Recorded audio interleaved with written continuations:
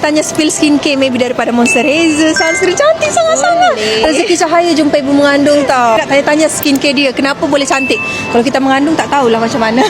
Cantik. Boleh tak? Okey, kalau untuk moisturizer for now Fatih tak pakai sebab Jujur lah, sebab kita pun nak cantik juga ni. tak pakai sebab kita memang pakai sunscreen je.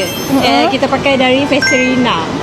Takkanlah pakai sunscreen je cantik macam ni. Betul, kita pakai sunscreen je. Sebabnya ingredient dia selamat untuk pregnant mom. Lepas tu dia tak ada white cast and dia tak melekit. Oh, iyalah kan sebab tengah pregnant. Kalau untuk makeup pula boleh tak spill? Cantik sangat-sangat ni. Boleh. Untuk makeup kita beli daripada drugstore.